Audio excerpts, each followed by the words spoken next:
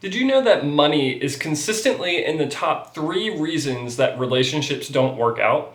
If you want to have a happy and successful long-term relationship, then you have to be able to talk about money.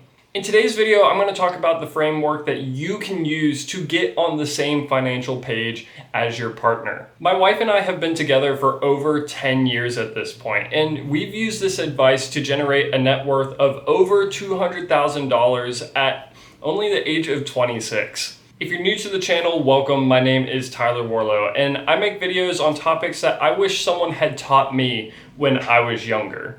If you're someone who's struggling to kind of get on the same page as your partner when it comes to money, maybe you find those conversations to be stressful or anxiety ridden, this video is going to be for you. All of the advice that I'm going to give here is going to apply to you guys doing this together as a couple. If only one of you is doing this, it's not really going to be effective in improving your communication as a partnership. And the first way that you can both start working on this together is understanding what each of your spending styles is. In a lot of couples, we end up with two people with different spending styles. For instance, I'm much more of a saver, whereas my wife is much more of a spender. But that could be the opposite for you and your partner, or you could both end up being savers or spenders. Both of these spending styles have their strengths and weaknesses. On the saving side, you can end up saving a little bit too much and forgetting to have fun every once in a while. On the spending side, you can end up spending too much and forgetting to plan for things like your future. It's important to understand where each of you lie on this spectrum. Are you a spender or are you a saver? And how far on either extreme do you really fall? Are you someone who's more in the middle, or are you really a saver? Whichever you are, be understanding and non-judgmental in this communication, because a lot of times these spending styles come from how we grew up. I am much more of a saver because my family grew up low income, so we didn't have a whole lot of money to use, so the little bit that we could save, we saved as much as we could. On the other hand, my wife's family grew up a little bit better off, so she never really had to put as much thought into the saving side of things. She is much better at being able to let go of the stress of money and just celebrate and have fun every once in a while. Understanding each of your spending styles is going to help inform how you move forward through the rest of this framework. So once you've determined what your spending style is, the next thing I want y'all to do is to go ahead and start talking about your dreams for your life ahead. If you didn't have to worry about money at all, what are the things that you would do with your life? What would your day-to-day look like? Where would you live? I want you to try and get as specific as possible in this exercise, because you really want to try and understand what it is that makes you happy and what makes you think of a good life. If you're someone who really wants to be able to travel most of the time, then put that down. If you're someone who wants to live in a specific area and have a certain size house, put that down. Get as specific as you can with this, because it's going to help inform and tell you how much money you might need to achieve the specific type of lifestyle that you want. Some people are very happy on relatively low incomes and they go camping all the time and they don't really worry that much about their money. Other people want to live a much higher and luxury lifestyle where they have the fancy house, they get to go out to really good restaurants all the time. So knowing this and getting specific about what you guys want out of your future is going to help inform how you move forward through the rest of this process.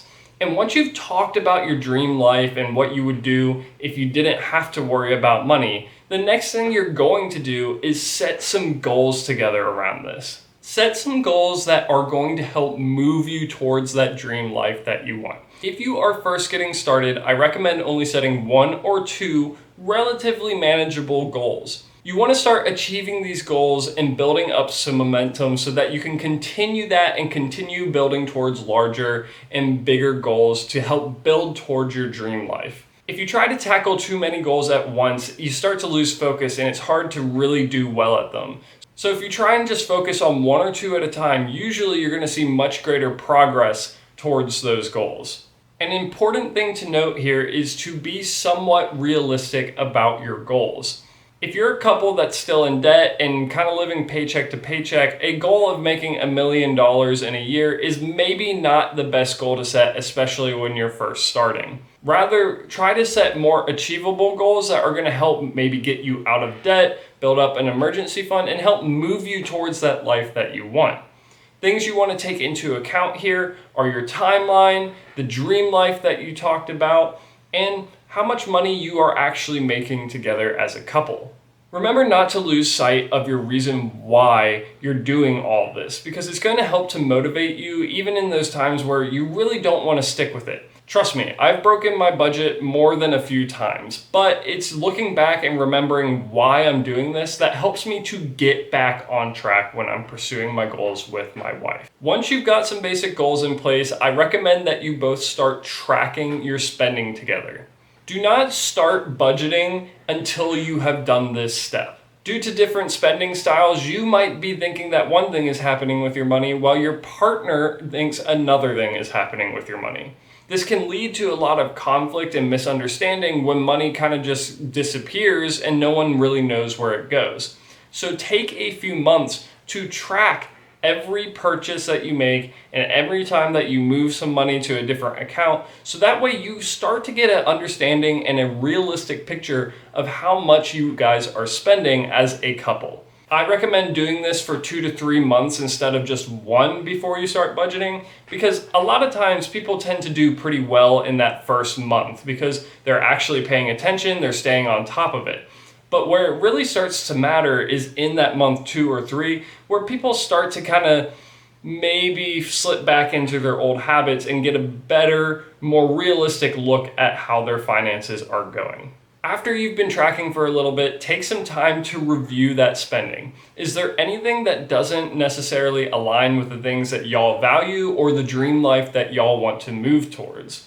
If so, those are the things that we can look at more closely when we start budgeting, which is going to be the next step. Now that you have an understanding of where your money is going, you're going to start setting a household budget. Take a look at the spending that y'all did and put in realistic numbers for things like groceries, rent, bills, and don't underestimate things. Personally, my wife and I always err on the high side of things, just so that way if we don't end up spending things, we have a little bit of extra money to go around. Versus underestimating it, you actually are losing money because you're spending more than you realize. Take some time to decide how y'all want to organize your accounts for handling money. Personally, my wife and I have a joint checking account where all the money goes for things like bills, and then from there it's split out to our personal checking accounts for some personal spending, as well as a joint savings account that we're using for big purchases like saving for a house. This is really up to you and your partner how y'all want to do this. There are many different frameworks that can work here. Once you've decided on that, try and automate what you can. Set up bills to be paid automatically to just withdraw from your accounts, and that way you don't ever really have to think about it. Then, again, try to look at what you can cut out. If there's anything that doesn't really align with the life that you want to live, or if you have a lot of really expensive or duplicate items, those are things that you can look at cutting. For instance, some really easy ones to do are taking a look at subscriptions, like do you really need all 5 different streaming services? Or taking a look at things like your phone and internet bill. Like for instance, I know my wife and I have a fairly high phone bill and we might be looking into changing that sometime soon. Make sure that you are budgeting in your budget for things like savings and also just having some fun. The goal here is to give every dollar a job. That is true. But you want to make sure that you are actually living life a little bit. Make sure you have something in there if you can afford to go out every so often, maybe hang out with some friends or just do some fun activities. Because if you don't allow yourself to have some fun, you are easily going to get burnt out on this. So that's just something to keep in mind here. Once you've got that budget established, the main thing that y'all need to do as a couple is review it every so often. Again, this is up to you how often you really want to do this. I know couples that do it weekly. My wife and I personally just do it monthly. I also know some couples that will do it every quarter. It's really up to you and what feels best for you and your partner. I recommend doing this when you both are in a good mood. For instance, some people go to coffee shops, other people have a nice dinner out with some wine, and then they talk about this while they are in a good mood. I don't recommend doing this when you guys are stressed or tired because finances can be a stressful topic, especially when unexpected things pop up. So I recommend you guys doing this when you are going to be in the best state. If that means that you need to reschedule something because something unexpected popped up and you're really in a bad mood, then do it. But you just want to make sure that you're being consistent in doing this. The key here is regular communication. Review your budget, see how you guys did. We're not perfect, so I doubt you'll make your budget every single month. I also recommend reviewing the goals that you have together because that's going to help remind y'all why you are doing this in the first place. It's very easy to lose sight of that, especially just over a long time. And that's really going to be it. You want to do this repeatedly and consistently because that's going to be what allows you guys to stay on the same page, especially when unexpected life events get thrown your way. If you guys can't communicate and talk about it, then that's going to be what leads to the marriage falling apart. And this goes beyond finances. Communication really is key in all aspects of a partnership. Trust me, I've been there before. It can be hard to get on the same page with your partner. But if you follow this framework and really work on consistently communicating with each other, then I promise you this will help lead you and your partner to get on the same financial page. And trust me, that is such a great feeling to not have to stress about any of the finances and knowing that you and your partner are set. But that is going to bring us to the end of today's video. Hopefully you found this video to be helpful or informative. If you did, please be sure to leave a like and subscribe to join me along in this self-improvement journey. If you have any of your own thoughts, ideas, or opinions, be sure to let me know with a comment. I love to read and respond to all of them. If you're interested in more videos like this one where I talk about money-related topics, be sure to check out this video right here where I talk about the 5 habits that are keeping you broke. If you're more interested in my most recent stuff, be sure to check out this video right here. But until the next time, this is Tyler Warlow, signing off.